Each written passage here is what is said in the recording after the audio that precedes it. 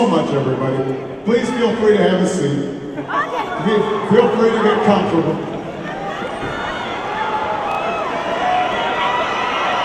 I want to make some special acknowledgments.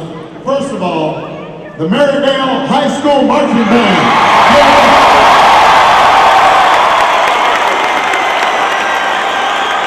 Thank you. You guys sounded great. You sounded terrific. I want to thank one of the most wonderful congressmen in the country.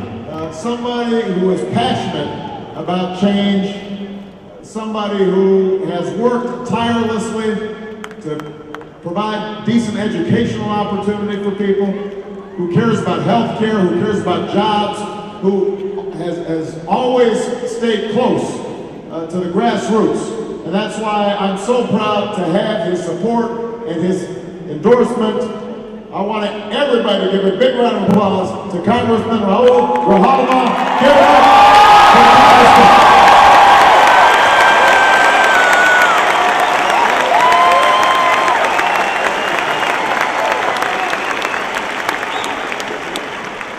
There's so many elected officials here that I can't acknowledge all of them, but I am grateful to all of you.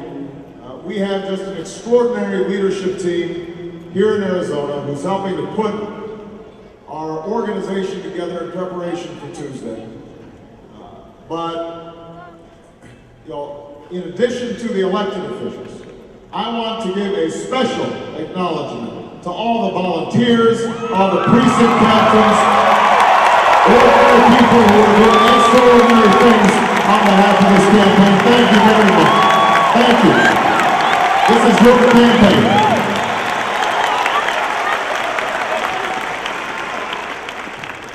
I want to thank Caroline Kennedy.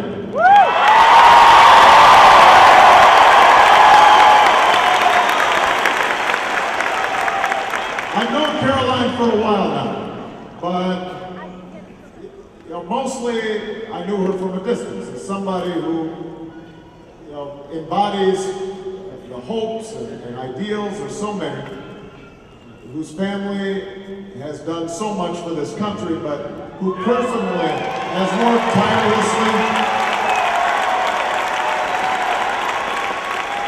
But out of the spotlight, she has worked tirelessly to improve the public schools. She's been a best-selling author. She has contributed philanthropically. And then just to get to know her better of late and just discover what a wonderful mom she is and what a wonderful person she is, with an extraordinary humility and sense of humor. And so I am just lucky to have her with me. I'm lucky to have her as a friend. Please give Caroline Kennedy a huge round of applause.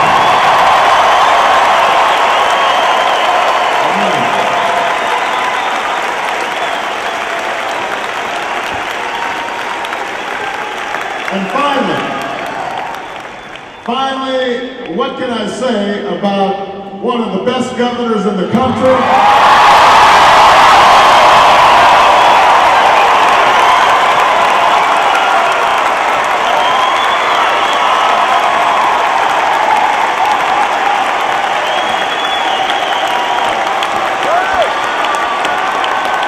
I don't need to say much more. Everybody knows she is smart, she is tough, she is committed, she is funny, she is passionate about bringing about change in the lives of ordinary people. I am so proud to have her on my national leadership team. Give it up for your governor, Janet.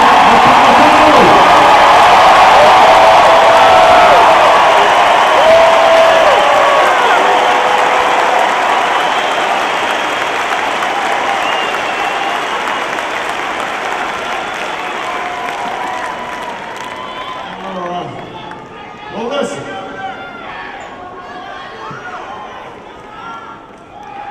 I have been running for president for almost a year now. On On February 10th of last year, I stood on the steps of the old state capitol in Springfield, Illinois, the building where Abraham Lincoln served most of his years in politics before he left for the White House, the city where I served before I went to the United States Senate. And I announced in frigid weather that I would be embarking on this unlikely journey to change America.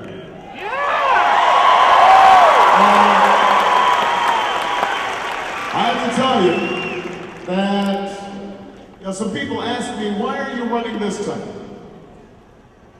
You're a relatively young man. Why not wait? And I had to explain, I'm not running to fulfill some long-held ambitions. I know that people have been going through my kindergarten papers, but that's not why I decided to run. I'm not running because I think it's my turn or because I think it's somehow owed to me. I am running because of what Dr. King called the fierce urgency of now.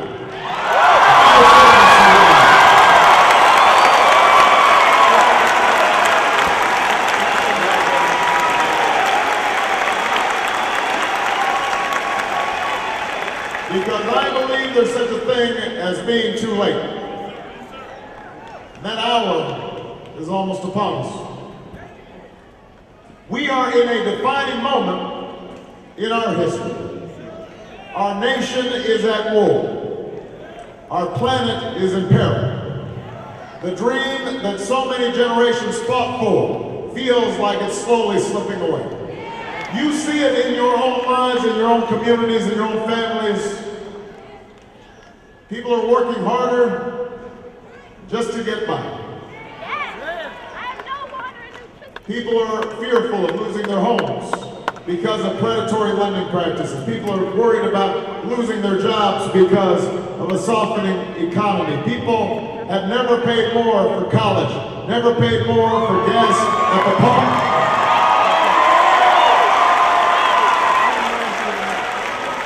Our healthcare system is broken.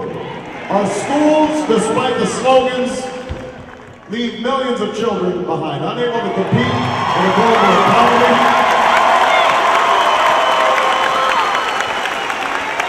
And unengaged in our democracy. In such an environment, we cannot afford to wait. We can't wait to fix a broken healthcare system. We cannot wait to fix our schools. We cannot wait to end global warming. We cannot wait to bring this war in Iraq to a close.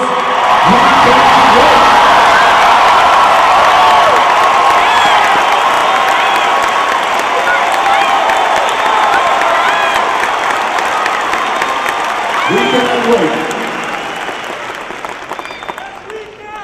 We cannot wait. And so I decided to run, recognizing that the size of our challenges had outstripped the capacity of a broken and divided politics to solve.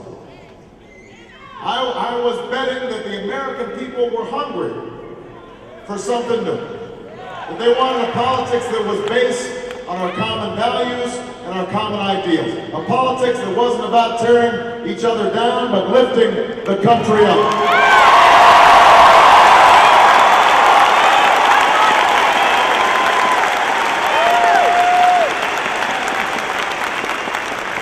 Politics that wasn't about spin and PR, but was about being honest with the American people. Politics based not on ideology, but practicality and common sense in solving problems. In other words, I was betting on you. I was betting on the American people because I believe that change in America does not happen from the top down, it happens from the bottom up.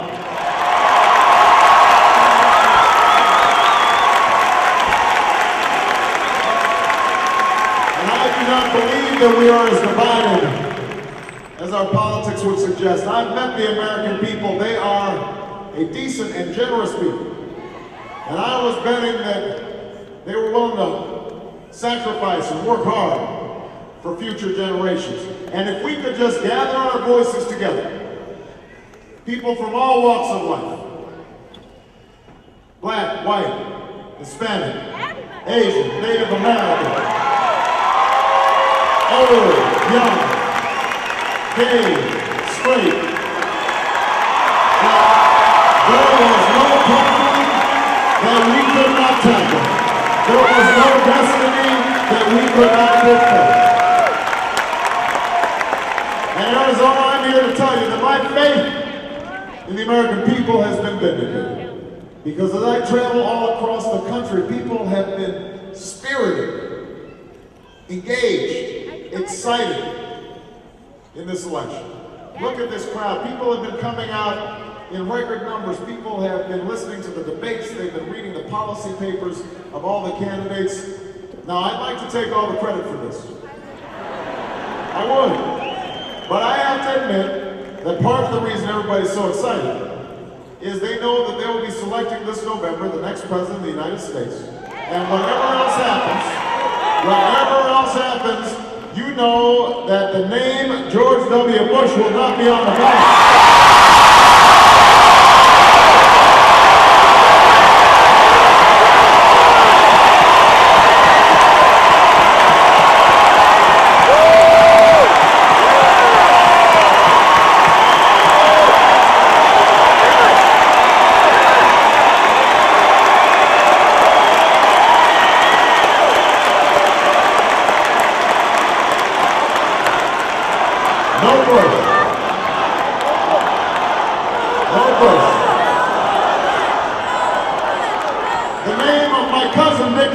Will not be on the ballot.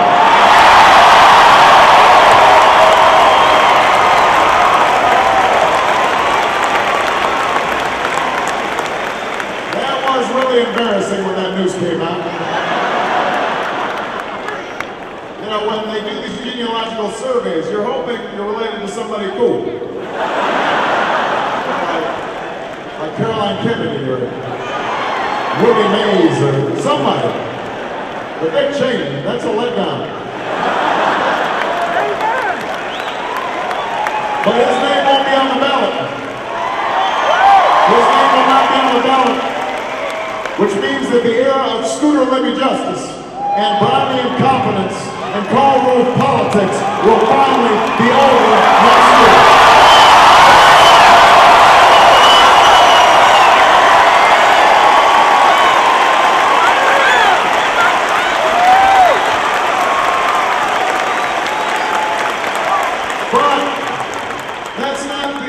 The only reason you're here.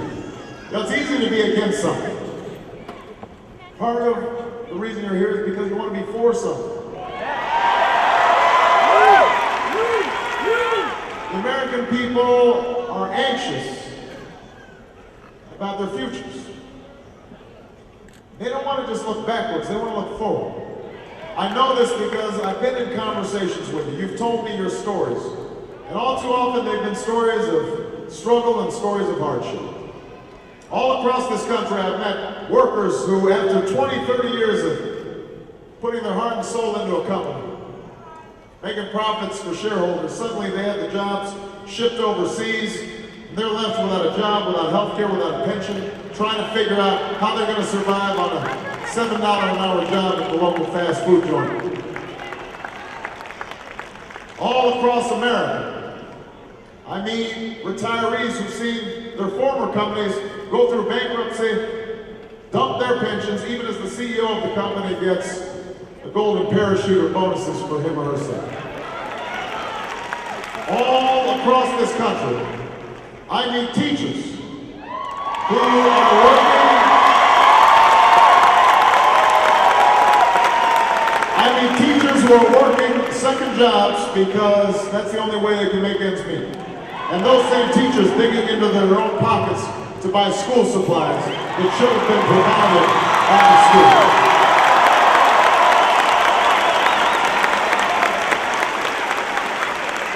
All across this country, I meet children, black, brown, white, who are in crumbling schools, overcrowded schools. The prisons are new, but the schools are old and dilapidated. And I mean young people who have the grades and the desire, the passion for a college education, but just don't have the money. And if they borrow the money, they've got $20, $30, $40, $50,000 worth of debt. They've got a mortgage before they even buy a house.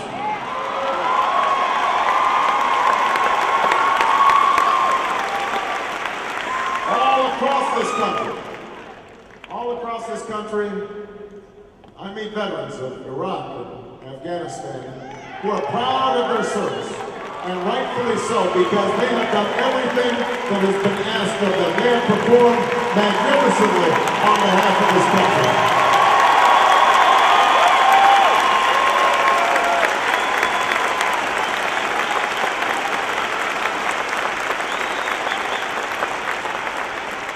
But those veterans, they're still thinking about their buddies who are still in Iraq. They wonder, they question the wisdom of a mission that has cost us so dearly in blood and treasure that has not made us more safe. I talk to homeless and disabled veterans, many from Vietnam, who wonder how it is that their service could have been forgotten. And sometimes in rope lines, after rallies like this, I'll hold a mother in my arms as she weeps silently over the memory of a fallen son or the memory of a fallen daughter. All across America, I meet people, patriots, proud of their country, love their country, but they are ashamed of Guantanamo and ashamed of Abu Ghraib and ashamed of all this relatives and ashamed of torture.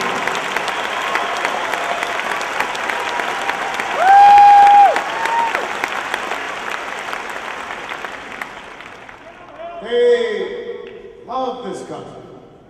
They want their cherished values and ideals restored. That's what I've heard from the American people. They are anxious about their futures. They are looking for something new. And what I've said is that I am prepared to work with the American people to chart out a new destiny. The time for change has come in America. The time for change has come.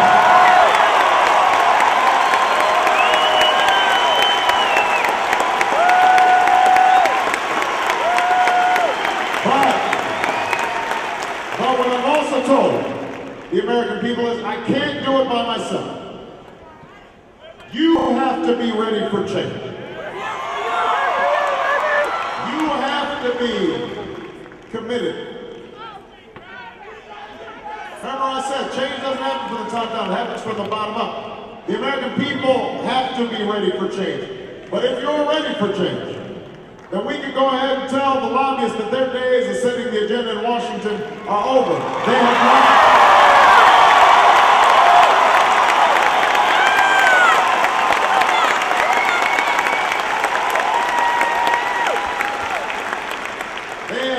Funded my campaign, they will not run my White House, and they will not drown out the voices of the American people when I am President of the United States of America.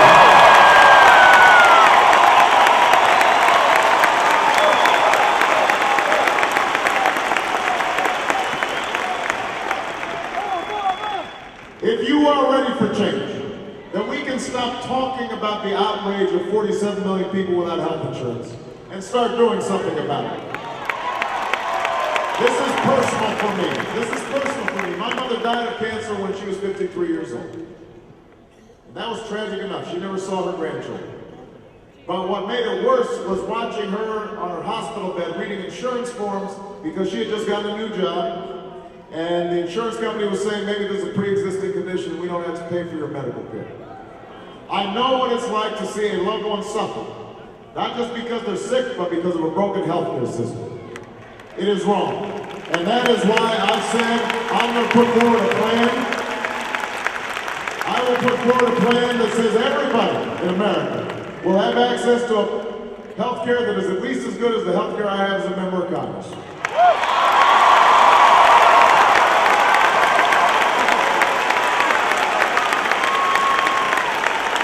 And if you don't have health care, you can buy into a government plan, and we will subsidize you, and you can't be excluded from pre-existing conditions. And we will negotiate with the drug companies for the cheapest available price on drugs. And we will emphasize prevention so that we don't have children going to the emergency room for treatable illnesses like asthma. And we'll save money and improve quality.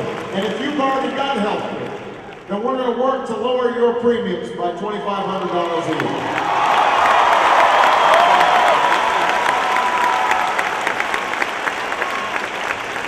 Because it's not just the uninsured who are having a tough time. Ordinary folks who have health insurance have seen their premiums and deductibles and co-payments going up and up and up. And I am not going to wait 20 years from now to do this or 10 years from now to do this. We are going to do this by the end of my first term as President of the United States of America. If you're ready for change.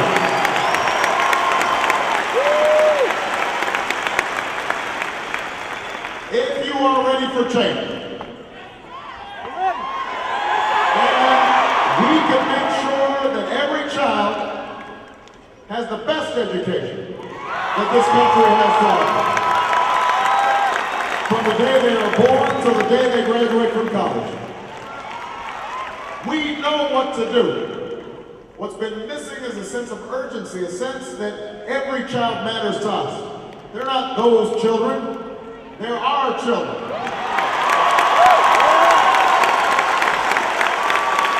And so we're going to invest in early childhood education so that every child is equipped to learn when they start school. And I won't just talk about how great teachers are, I will reward them for their greatness by giving them higher salaries and giving them more support.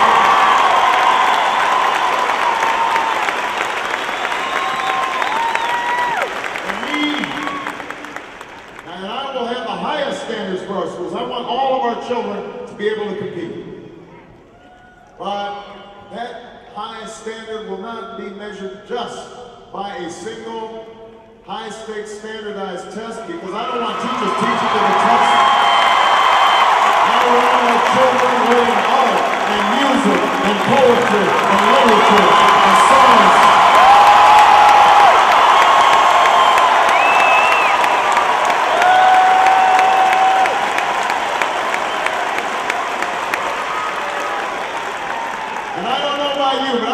Time that we make college affordable for every young person in America.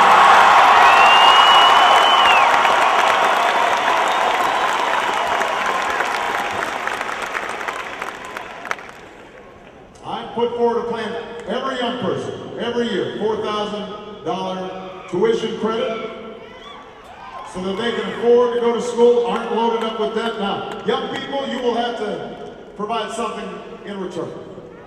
You're going to have to engage in community service. Work in Veterans Hall. Work in a homeless shelter. Join the Peace Corps. Represent this country. We will invest in you. You will invest in America. Together, we will move this country forward.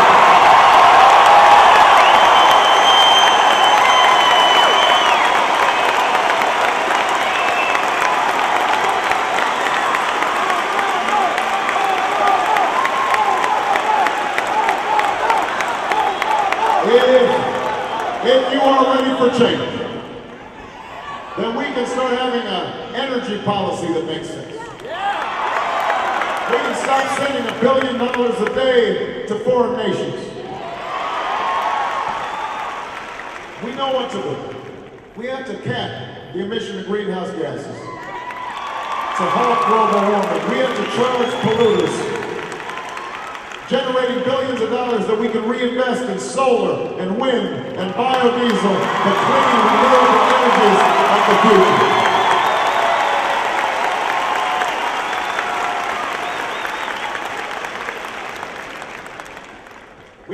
increase fuel efficiency standards on cars. That's the only long-term way to bring down gas prices, by using less and reducing demand. If we increase fuel efficiency just to 40 miles per gallon, we would save the equivalent of all the oil we import from the Persian Gulf. Imagine what that would do for not just our environment, but our economy and our national security.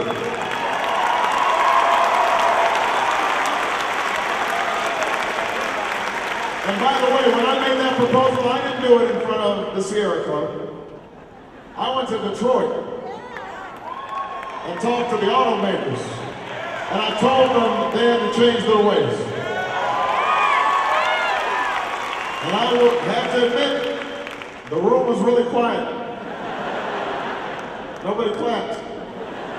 But that's okay, because part of what we need from the next president is somebody who is not just going to tell you what you want to hear, is going to tell you what you need to hear to move the country forward. That's why I'm running for president of the United States of America.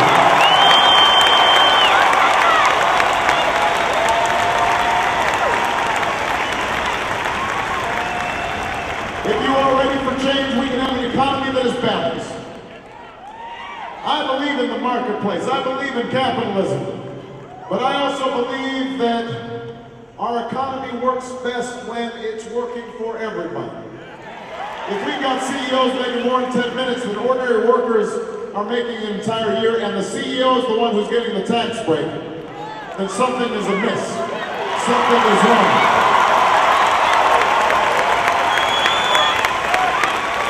So we're going to stop giving tax breaks to companies that are shipping jobs overseas, and giving those tax breaks to companies that are investing right here in Arizona and all across America. We're going to take tax breaks away from the wealthy, but we're going to give tax relief to folks who are making $75,000 a year or less. We're going to say to our seniors, if you make less than $50,000, you don't have to pay tax.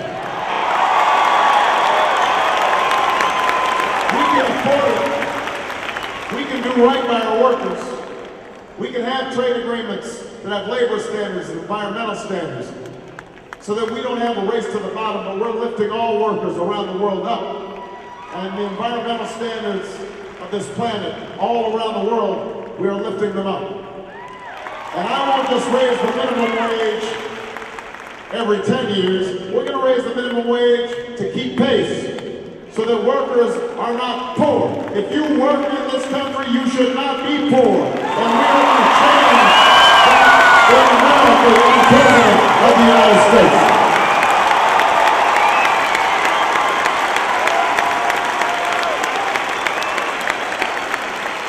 If you are ready for change, we will have an intelligent and humane and effective immigration policy.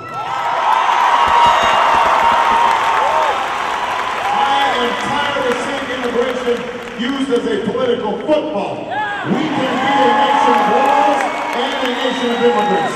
And we can deal with our borders in a serious way, and we can deal with our employers so that they're not undercutting U.S. workers. But we can also show an understanding that many people here have put down roots, and many children here have been raised as Americans, and we need to put them on a pathway so that we do not have two classes of people in this country. And that's what we're going to do with the President of the United States of America.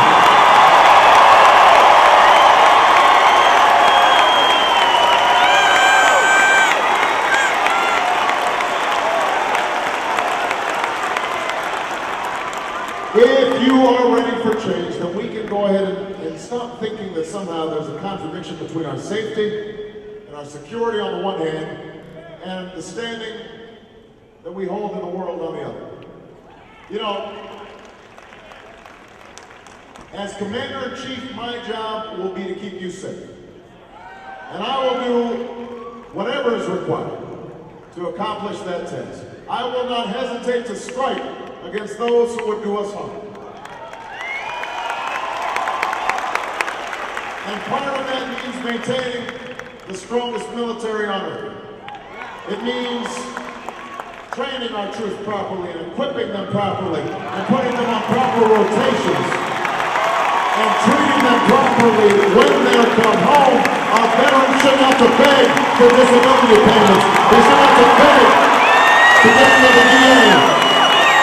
They have earned our respect.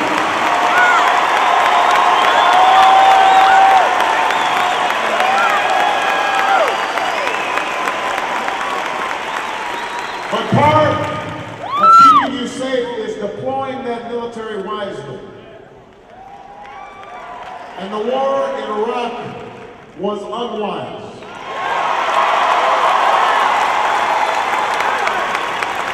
That's why I opposed it from the start. That's why I will put it to an end. That's why we will have our troops coming home in 2009 when I'm President of the United States of America.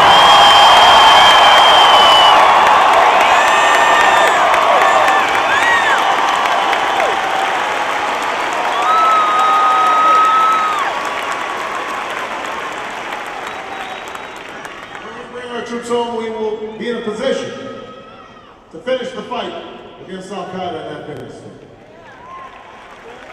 A fight that was never finished. We can reinvest in the homeland security that is so necessary and that has been neglected over these last several years. But I don't want to just end the war. I want to end the mindset that got us in the war. I want to restore a sense of diplomacy in our foreign policy. You know, early in this campaign, I said that I would talk not just to our friends, but to our enemies. Not just to leaders we like, but leaders we don't. And you know, Washington got all nervous. They said, oh, you can't do that. That's so naive, that's so irresponsible.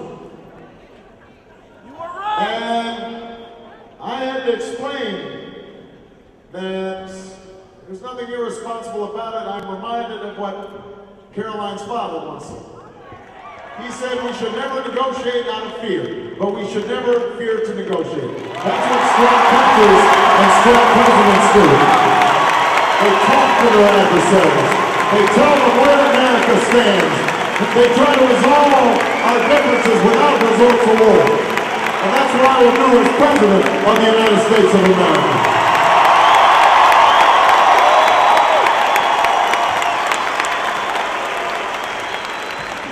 And I want to go before the world community and say, America's back. We are ready to lead.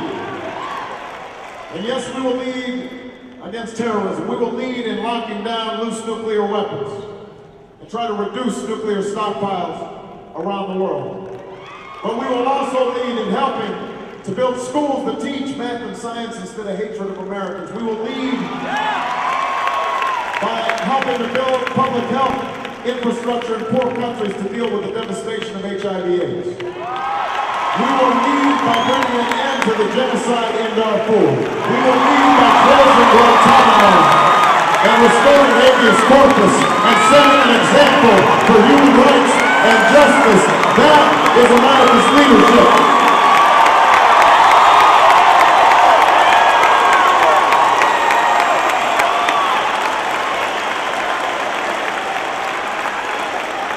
All this is possible. All this is possible if you're ready for change. But before you say you're ready, I want to make sure you've heard all the arguments. Because some folks have said, look, I know you like Obama's plans and you know he gives a pretty good speech, but they say he has not been in Washington long enough. This is the argument. I want you to hear it out. The argument is that we need to stew him and season him a little bit longer.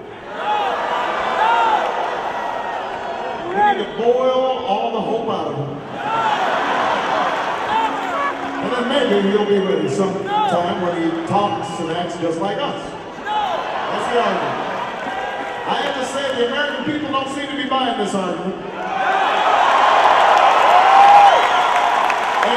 And the reason is they understand they understand that the biggest gamble would be to have the same old cast of characters doing the same old things with the same old results over and over and over again. That's a gamble we cannot afford. That is a risk we cannot take. We need something new. We need to turn the page and write a new chapter in American history.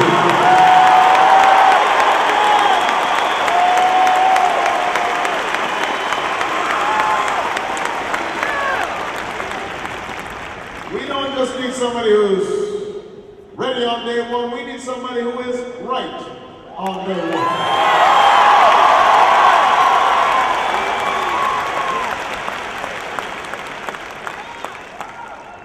So that's one argument. Now, there are all kinds of other arguments that are designed to tap into your fears. Right? So all the usual reactions of Washington, the negative attacks, the claims that, you know, I am a wild-eyed rabbit, that I don't pledge allegiance to the flag, despite the fact that I do it. And some of you got those emails. You know it, right? It's a classic smear campaign from, just like, you know, we've seen in the past, the rubbing raw of racial division, making us suspicious of one another. All the strategies designed to make us afraid. You know, we don't need fear. We're tired of the politics of fear.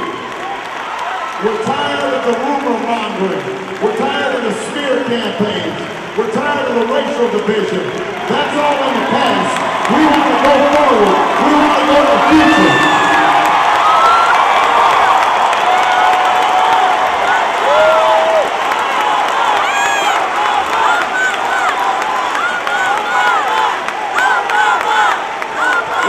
Forward. Then there's this last argument that's fascinating. This is a really interesting argument. I've been criticized because I talk about hope. You've heard these criticisms. I say, well, you know what? Obama, he's always talking about hope. It is true I talk about hope a lot. And for a good reason. The odds of me standing here are not that high. I was born to a teenage mom. My dad left when I was 2. I was raised by a single mother and my grandparents. They didn't have a lot. They didn't have money, they didn't have wealth, they didn't have fame. They had love, they gave me an education, and they gave me hope.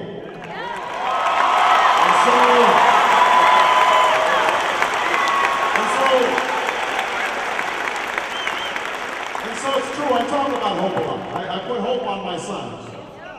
See, we got a bunch of hope signs here. I gave a speech in Boston at the convention about hope. I wrote a book called The Audacity of Hope. But here's the argument. The argument is, he talks about hope so much, you know, he's a talker and not a doer. He's so naive. His head is in the clouds. He's a hope monger.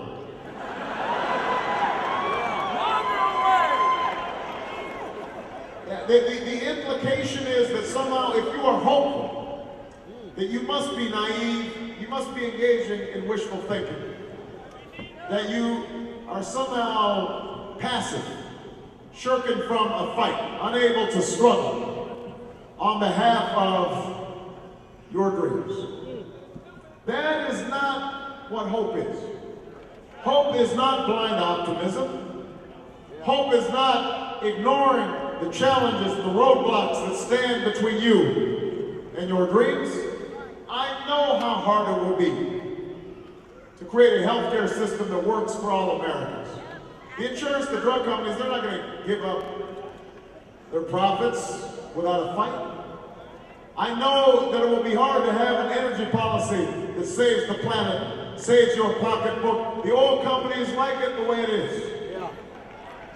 I know it will not be easy to solve immigration. It will not be easy to reduce poverty. It will not be easy to ensure that every child gets a good education. I know because I have fought on the streets as an organizer alongside steel workers who have been laid off of their jobs. I've worked as a civil rights attorney in the courts on behalf of those who have been denied opportunity on the job or denied access to the polling place. I have fought in the legislature, and I've won some fights, but I've seen good legislation die. Because good intentions weren't enough, because they weren't fortified by political will and political power. I have seen this country's judgment clouded by fear. And I've seen us get led into a war we shouldn't have fought. Because nobody had the courage and judgment to stand up and ask the tough questions before we sent our troops in to fight. I know how hard change is. But I also know this, that nothing worthwhile in this country has ever happened except somebody, somewhere, was willing to hope. That's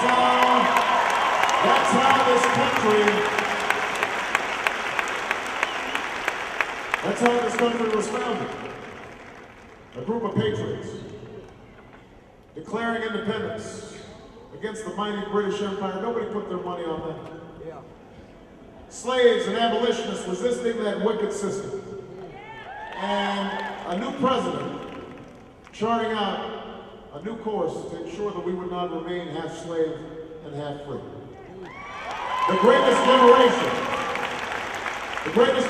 My grandfather fighting in Patton's army in World War II. My grandmother staying home with a child working on a bomber assembly line. That greatest generation defeating Hitler, defeating fascism, lifting itself up out of a Great Depression.